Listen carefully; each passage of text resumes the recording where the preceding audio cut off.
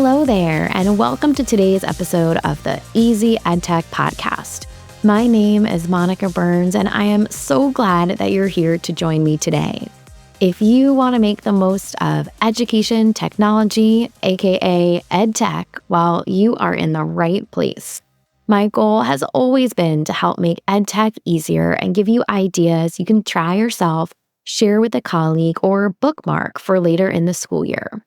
Every Tuesday here on the Easy EdTech Podcast, you'll hear stories from my time in the classroom, the work I do now with schools and districts, and my travels to different EdTech events. Get ready for solo episodes where I share some quick tips and stories, and interviews full of practical ideas and stories from new guests each month. If we mention something you'd like to check out, make sure to click the link. You'll find it in the episode description or the summary area where you're listening to this podcast, or you can find every episode and all of the resources we mention by going to classtechtips.com/podcast, or by going to classtechtips.com and just clicking on the Easy EdTech Podcast button at the top of the page. This episode is sponsored by my new ASCD deck of cards, Purposeful EdTech Tips. It's part of the Quick Wins series and packed with 50 fast, effective ideas for planning, teaching, and reflection. You'll find AI prompts, student activities, teacher tips, and strategies for checking for understanding, all designed to help you use EdTech with purpose. Whether you're planning your next unit or looking for a quick idea before class starts, these cards are full of inspiration and super easy to use.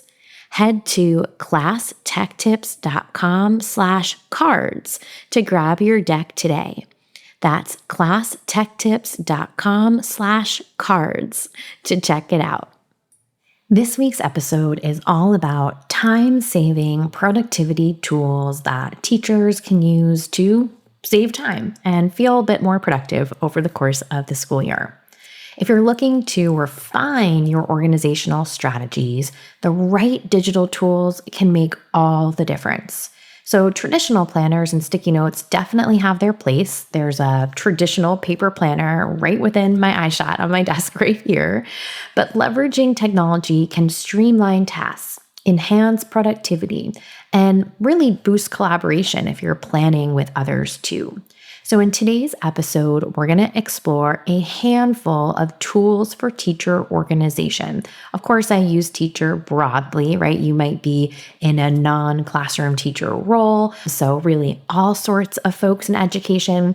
And the tools that I'll share today are, some of them are pretty well known. Others might feel a bit unexpected. And if you have a favorite, I would love for you to tell me. Tell me if I'm missing your favorite too, and not just your favorite from this list. You can always send me a message on Instagram, or if you get my Monday newsletter and you just hit reply, it goes straight to my inbox and I read all of those that come through.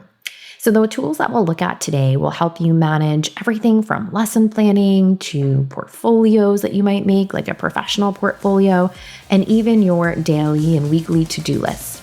So let's jump into the list. First up is Google Keep. It is a fantastic free tool for digital to-do lists that sync across multiple devices. Whether you're using the Google Keep extension in your email inbox or the mobile app on your phone, your notes stay up to date everywhere. One of the features that I would say is kind of a standout of Google Keep is its collaboration function. So you can share notes and task lists with colleagues, and you can even personalize your notes so you can create custom header images or color code. It's awesome. Personally, I use Google Keep to keep track of my call notes. So if I have a call with a school or a district, right, I use Google Keep. What I love about it is it's super searchable. So I can type in the school district or the contact person I have there or the last thing we talked about, and I can quickly search and find the note that I use for all of our, correspondence. So I love Google Keep, and it's definitely in my personal workflow. Next up is Wakelet. Wakelet's been around for a while, and it's an incredible tool for curating and organizing resources. If you are someone who has lesson plans in lots of different places, or student work examples in lots of different folders, right? Or you love to share like top 10 lists or curated collections with students and families, then Wakelet's definitely one to take a look at. You can add links, files, videos, images, perfect for keeping important stuff all in one place. Like many tools, right, they've got a free and a paid version, so you'll want to take that into consideration as you take a peek and try it out. And kind of like Google Keep, it has some collaborative features too. So you can set it up like one Wakelet page as a team, and then you can all go in and share your favorite resources for a unit of study, for example. So just so many ways to use it. Next up is Adobe Express. I am a big fan of Adobe Express. I've done some work with the Adobe education team, and we normally think of it as a tool that's associated with student creativity, and it definitely counts in that category. But it's also a great one for organizing professional portfolios, specifically the web page tool in Adobe Express. So much you can do with it, but this is just one feature. Teachers can use it to document professional development experiences, store reflections, curate lesson ideas, you name it. It's an easy way to keep track of all sorts of stuff, accomplishments, reflections that you have, and then you have a really beautiful web page that you could share with anyone who you're sharing your professional goals with. Next up is Google Tasks. This is different than Google Keep, but works seamlessly with Gmail, Google Calendar, right, and some of your other Google tools too. I like it because it's built right into Gmail. So if you are reading an email and you want to turn something in that email into a task, you can use the right sidebar to quickly manage, right, your to-do list. So you can use it to set reminders, to schedule something, or even break down a larger project into smaller tasks. And it syncs with other Google tools. So like I said, built right into the sidebar and a favorite. Another googly one I can't help but mention is Google Calendar, which is more than just a calendar tool, right? You can use it in all sorts of ways. So you might schedule meetings to plan lessons or set up reminders for upcoming deadlines. You can use shared calendars. That way you can collaborate with others in a shared calendar space. I color code my calendars. I use 5 colors. So those are the 5 colors that I always know. I don't try to overdo it. 5 is enough. So it's helpful for me to take a quick view and know exactly what my week is going to look like. You can even set up recurring events. So much you can do. Another great productivity tool for teachers is Padlet TA.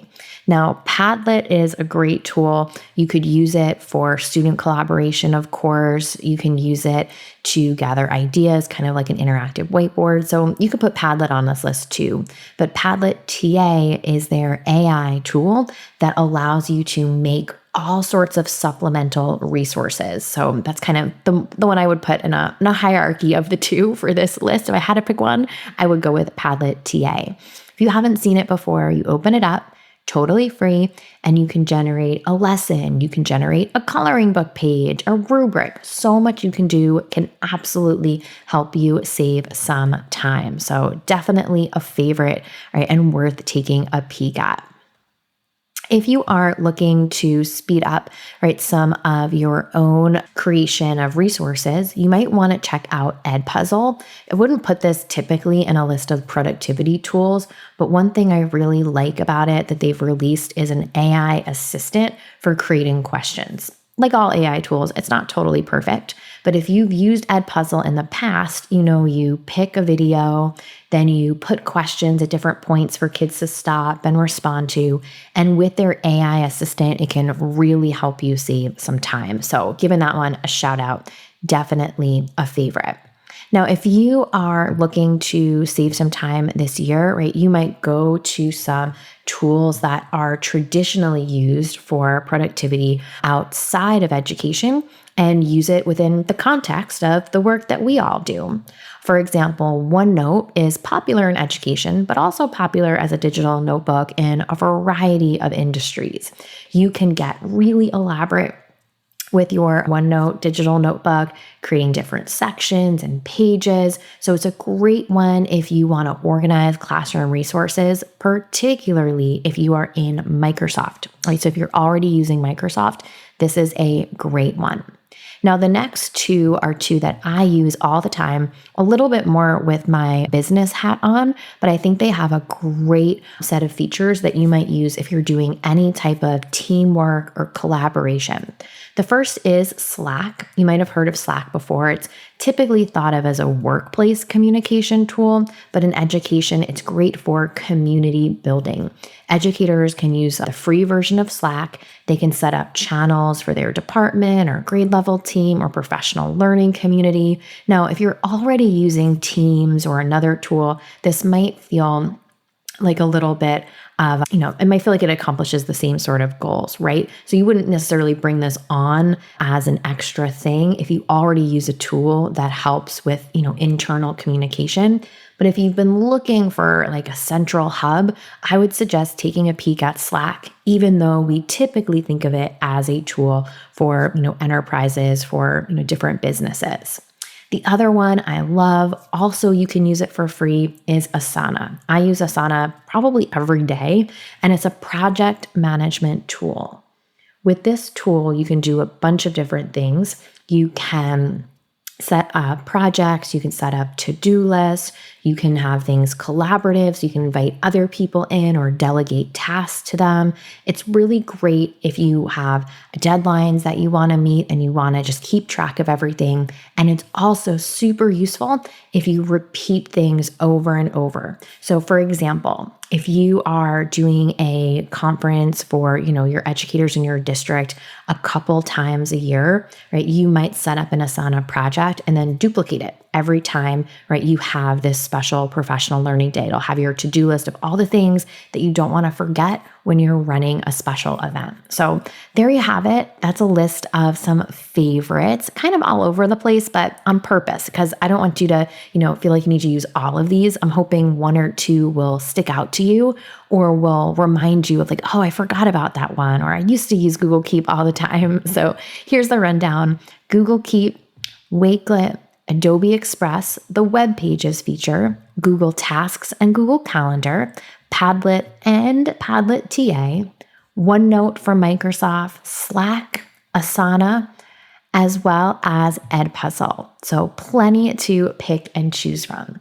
We know that staying organized as a teacher, as an educator in any environment is so important, right? We want to make sure we don't let anything drop off, that we don't forget anything. And with so many digital tools available, you can probably find something that fits the way your brain works or how you like to organize things. So staying organized is important. And I hope that these tools will give you, some ideas of what you might take on and try out over the second half of the school year.